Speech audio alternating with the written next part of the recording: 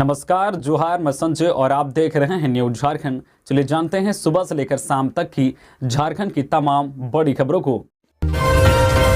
झारखंड के इन जिलों में आज होगी वज्रपात के साथ बारिश। मौसम विभाग ने जारी किया तत्कालीन अलर्ट, रहें सावधान। मौसम विभाग की ओर से पहले ही रांची में आंधी बारिश की चेतावनी जारी की गई थी। विभाग ने बोकारो, गिरिडीह, खूंटी, कोडरमा, रामगढ़, पूर्वी सिंहभूम और सरायकेला खरसावां जिले में भी अगले कुछ देर में हल्के से मध्यम दर्जे की वर्षा तथा वज्रपात का अलर्ट जारी किया गया है। इन जिलों में जहां भी वर्षा होगी वहां 30 से 40 किलोमीटर प्रति घंटे की रफ्तार से हवाएं भी चल सकती है। हालांकि रांची, रामगढ़ समेत कई अन्य जिलों में दोपहर बाद से ही वज्रपात के साथ वर्षा हो रही है, जबकि कई क्षेत्रों में जोरदार तरीके से हवाएं भी चल रही है, जिसको लेकर मौसम विभाग ने लोगों को सतर्क रहने की सलाह दी है। वहीं पूर्वी सिंहभूम में 40 से 50 किलोमीटर की रफ्तार से हवाएं चल सकती है। मौसम विभाग के पूर्वानुमान पदाधिकारी ने बताया है कि झारखंड में 30 मई तक आंशिक बादल छाए रहेंगे। 28 मई तक पश्चिमी तथा उत्तर पश्चिमी भागों में कहीं कहीं वर्षा होगी। वज्रपात भी हो सकता है। अगले 24 घंटे में अधिकतम तापमान में बड़े बदलाव की उम्मीद नहीं है, लेकिन इसके बाद 3 से 4 दिनों में अधिकतम तापमान में 2 से 4 डिग्री तक की वृद्धि होने की संभावना है। राजधानी रांची में 27 मई तक वर्षा होने की संभावना है। इसके बाद आसमान साफ हो जाएगा। हालांकि बाद में 23 मई को फिर मौसम करवट लेगा और आसमान में बादल छाने की संभावना है। भारत मौसम विज्ञान विभाग के रांची स्थित मौसम केंद्र के एक वैज्ञानिक ने बताया है कि उत्तर बिहार से उत्तर ओडिशा और झारखंड बिहार एक टर्फ गुजर रहा है, जिसकी वजह से मौसम में बदलाव आया है। झारखंड के कई जिलों में कल भी आंधी बारिश की वजह से भारी तबाही मची थी। 7 लोगों की मौत भी हुई थी। कुछ जगहों पर ओलावृष्टि भी हुई थी। हजारीबाग में 81.4 किलोमीटर प्रति घंटे की रफ्तार से हवाएं चली। सबसे ज्यादा 78.2 मिलीमीटर बारिश गिरिडीह के नानाडीह में हुई। उच्चतम तापमान डाल्टनगंज में दर्ज किया गया। यहाँ का उच्चतम तापमान जो है 42.5 डिग्री सेल्सियस रिकॉर्ड किया गया है। राष्ट्रपति द्रौपदी मुर्मू रांची एयरपोर्ट से दिल्ली के लिए उड़ी भरान। राष्ट्रपति द्रौपदी मुर्मू रांची एयरपोर्ट पहुंचकर दिल्ली के लिए रवाना हो गई है। बता दें कि 11:47 पर महामहिम ने उड़ान भरी। सीएम हेमंत सोरेन, राज्यपाल सहित कई गण्यमान्य लोगों ने विदा किया। महामहिम ने हाथ हिलाकर सभी को जोहार बोलते हुए दिल्ली के लिए रवाना हो गई। बता दें कि राष्ट्रपति का झारखंड दौरा कई मायनों में खास रहा। उन्होंने रांची में हाईकोर्ट का उद्घाटन किया। खूंटी में आयोजित महिला स्वयं सहायता सम्मेलन में 25,000 महिलाओं के साथ संवाद की। इसके साथ ही रांची में IIIT के दीक्षांत समारोह में शामिल हुई। खबरों में आगे बढ़ने से पहले आपसे रिक्वेस्ट है कि अगर आप चैनल को सब्सक्राइब नहीं किए हैं तो प्लीज चैनल को सब्सक्राइब करके बेल आइकन प्रेस कर दे, जिससे आपको झारखंड की हर छोटी बड़ी खबर का अपडेट आप तक पहुंचता रहे। चलिए बढ़ते हैं खबरों की ओर। लातेहार में नक्सलियों का उत्पात, एक पोकलेन और 4 ट्रैक्टर को जलाया। लातेहार जिले के महुआडांड थाना क्षेत्र में गुरुवार देर रात लगभग 10 बजे 12 से 14 की संख्या में हथियारों से लैस माओवादी एक पुल निर्माण साइट पर पहुंचे। 2 घंटे तक जमकर उत्पात मचाया। साइट पर मौजूद लोगों के साथ मारपीट की और पुल निर्माण कार्य में लगी एक पोकलेन और 4 ट्रैक्टर को चला दिया। मालूम हो कि महुआडांड थाना क्षेत्र अंतर्गत चटकपुर पंचायत स्थित सरनाडी के बूढ़ा नदी पर आरओ विभाग के द्वारा लगभग 4 करोड़ की लागत से पुल निर्माण कार्य किया जा रहा है। बताया जा रहा है कि आगजनी की इस घटना को माओवादियों ने लेवी के पैसे के लिए अंजाम दिया है।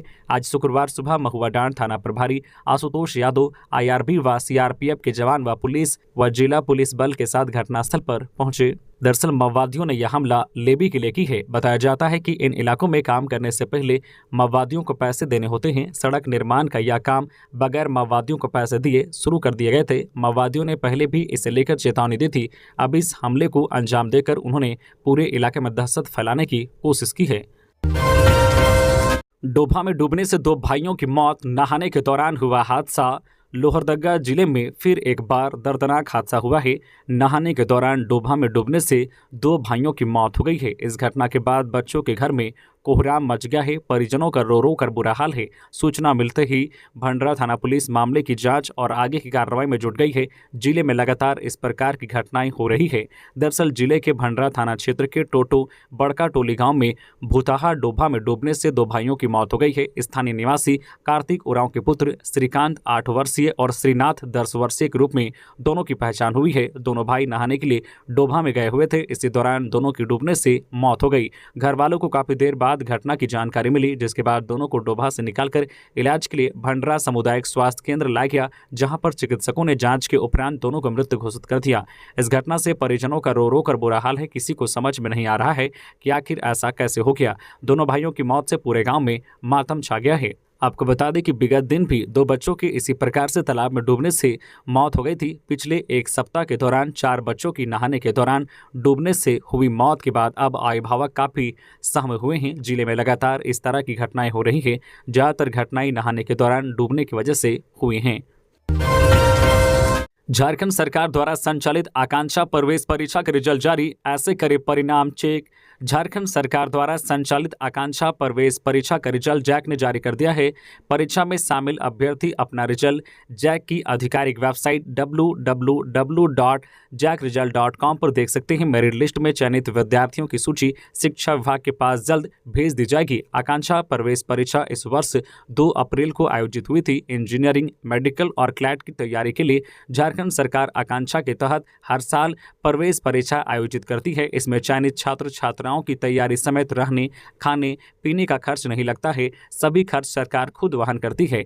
इस साल प्रवेश के लिए आवेदन करने की तारीख 18 फरवरी से 28 फरवरी तक थी। परीक्षा में लगभग 35,000 विद्यार्थी शामिल हुए थे। तो इस तरह से चेक कर सकते हैं रिजल्ट। सबसे पहले आपको www.jackresult.com पर जाना होगा। साइट खुलने के बाद आपको रिजल्ट ऑफ आकांक्षा एग्जामिनेशन 2023 का विकल्प दिखाई देगा। वहां इसके बाद आपको चयनित उम्मीदवारों का नाम दिखाई पड़ जाएगा। इस लिस्ट में आपको अपने मार्क्स और प्रतिशत की भी जानकारी मिल जाएगी। खराब रिजल्ट वाले स्कूलों पर होगी कार्रवाई। मैट्रिक और इंटरमीडिएट साइंस परीक्षा में खराब रिजल्ट देने वाले स्कूलों पर भी कार्रवाई की जाएगी। इसके लिए स्कूली शिक्षा व साक्षरता विभाग के सचिव के रवि कुमार ने माध्यमिक शिक्षा निदेशक सुनील कुमार को रिपोर्ट तैयार करने का निर्देश दिया है। माध्यमिक शिक्षा निदेशक ने झारखंड एकेडमिक काउंसिल से जिलावार खराब प्रदर्शन करने वाले स्कूलों की रिपोर्ट तलब की है। इन स्कूलों के प्रधानाध्यापकों के साथ साथ उन विषयों जिसमें छात्र छात्रा पास नहीं कर सके हैं उसके शिक्षकों पर कार्रवाई की जा सकेगी। कई जिलों का ओवरऑल रिजल्ट अच्छा रहा है, लेकिन कई स्कूलों में रिजल्ट 60% या उससे भी नीचे आ गया है। ऐसे स्कूलों को चिन्हित किया जा रहा है। साथ ही उन स्कूलों का विषयवार रिजल्ट भी देखा जा रहा है। जो छात्र असफल हुए हैं वह किन विषयों में असफल रहे हैं। अगले सप्ताह इंटरमीडिएट, आर्ट्स व कॉमर्स के रिजल्ट में भी इसे देखा जाएगा। वेस्ट बोकारो के बड़गांव में उत्पाद विभाग की बड़ी कार्रवाई। भारी मात्रा में अवैध शराब जब्त। रामगढ़ जिले के वेस्ट बोकारो ओपी क्षेत्र के बड़गांव में उत्पाद विभाग ने अवैध शराब कारोबारियों के खिलाफ बड़ी कार्रवाई की है। उत्पाद विभाग की छापेमारी में 111 पेटी बियर और 10 पेटी अरुणाचल प्रदेश की विदेशी शराब जब्त की गई है। इस संबंध में कारोबार में शामिल एक आरोपी को भी गिरफ्तार किया गया है। जानकारी के अनुसार सहायक उत्पाद आयुक्त अजय कुमार गोंड को गुप्त सूचना मिली कि बड़गांव के रहने वाले पवन साव के आवास में भारी संख्या में विदेशी शराब और बियर रखी गई है, जहां से अवैध शराब आसपास के क्षेत्रों में सप्लाई की जाती है। सूचना मिलने के बाद उत्पाद विभाग की टीम वेस्ट बोकारो पुलिस को साथ लेकर अवैध शराब कारोबारियों के घर में छापेमारी की, जहां से पुलिस ने बंगाल निर्मित 111 पेटी बियर और अरुणाचल निर्मित 10 पेटी अवैध विदेशी शराब बरामद किया है। इसके बाद पुलिस ने कार्रवाई करते हुए अवैध कारोबार में शामिल पवन साव को भी गिरफ्तार कर लिया। पलामू के मेदिनीनगर में आंधी तूफान में पेड़ गिरने से एएसआई घायल। पलामू के मेदिनीनगर में सिविल कोर्ट परिसर में बैठने के सेट की जगह पर अचानक आया आंधी तूफान के दौरान एक पेड़ का तना टूटकर गिर जाने से उसके नीचे बैठे एसआई मनोज राम घायल हो गया। मनोज राम एसआई हुसैनाबाद में कार्यरत है। वर्तमान में नोडल पदाधिकारी के रूप में सिविल कोर्ट परिसर में पदस्थापित है। एक अन्य महिला को भी पैर में चोट लगने की खबर मिली है। घायल को तत्काल इलाज के लिए सदर अस्पताल मेदिनीनगर भेज दिया गया है। झारखंड जूनियर इंजीनियर के 1556 पदों पर नियुक्ति के लिए आवेदन की तारीख में संशोधन। यह है नई तिथि। जेएसएससी द्वारा संचालित झारखंड जूनियर इंजीनियर के 1556 पदों पर निकली वैकेंसी पर ऑनलाइन आवेदन की तिथि में बदलाव किया गया है। अब अभ्यर्थी ये आवेदन 7 जून से भर सकेंगे। आवेदन जमा करने की अंतिम तिथि 6 जुलाई रखा गया है। परीक्षा शुल्क का भुगतान 8 जुलाई की मध्य रात्रि तक होगा। वही फोटो व हस्ताक्षर अपलोड 10 जुलाई की मध्य रात्रि तक कर सकेंगे। वही जमा आवेदन में किसी भी प्रकार की त्रुटि का संशोधन 12 से 14 जुलाई की मध्य रात्रि तक कर सकेंगे। बता दें कि इसमें बैकलॉग के 11 और नियमित नियुक्ति के मोटर व्हीकल इंस्पेक्टर, MVI के 44 पद भी शामिल हैं। गौरतलब है कि इससे पहले ऑनलाइन आवेदन की तारीख 25 मई से शुरू होनी थी। यह परीक्षा एक चरण में संचालित होनी है। परीक्षा कंप्यूटर आधारित होगी। सभी प्रश्न वस्तुनिष्ठ व बहुविकल्पीय होंगे। एक प्रश्न 3 अंक का होगा। प्रत्येक सही उत्तर के लिए 3 अंक मिलेंगे, जबकि प्रत्येक गलत उत्तर के लिए 1 अंक काटा जाएगा। गिरिडीह में हार्ट अटैक से ASI की मौत, पुलिस पदाधिकारियों में शोक की लहर। गिरिडीह में हार्ट अटैक आने के बाद इलाज के क्रम में एक ASI की मौत हो गई। मृतक ASI वर्ष 2016-17 में गिरिडीह में पोस्टेड थे और जिले के गामा थाना इलाके के ही रहने वाले थे। मृतक ASI दरोगी सिंह फिलहाल देवघर में पोस्टेड थे और ट्रेनिंग कर रहे थे। शुक्रवार की सुबह ड्यूटी के दौरान ही अचानक दरोगी सिंह की तबीयत बिगड़ गई, जिसके बाद उन्हें इलाज के लिए सदर अस्पताल देवघर लाया गया। चिकित्सकों ने उन्हें बेहतर इलाज के लिए रांची रेफर कर दिया। DTO ने चलाया वाहन जांच अभियान, अवैध कोयला लदे 3 ट्रक जब्त। लातेहार जिला में DC भोर सिंह यादव के निर्देश पर वाहन जांच अभियान चलाया गया। जिला परिवहन पदाधिकारी संतोष कुमार सिंह के नेतृत्व में बालूमार थाना क्षेत्र में गुरुवार की रात वाहनों की जांच की गई। इस दौरान 3 वाहनों को जांच के लिए रुकवाया गया और कागजातों की जांच की गई, जिसमें पाया गया है कि ये परिवहन चालान की समयावधि समाप्त हो जाने के बाद भी इन ट्रकों से कोयले ले जाए जा रहे हैं, जिसके बाद कार्रवाई करते हुए 89 MT कोयले लदे 3 ट्रकों को जब्त किया गया। जिला खनन पदाधिकारी आनंद कुमार ने कहा है कि जिले में अवैध कोयला खनन, परिवहन या भंडारण को लेकर जिला प्रशासन पूरी तरह से सख्त है। रोकथाम के लिए लगातार छापेमारी व वाहनों की जांच की जा रही है। DMO ने किसी भी कीमत पर जिले में अवैध खनन, भंडारण या परिवहन नहीं होने देने की बात कही है।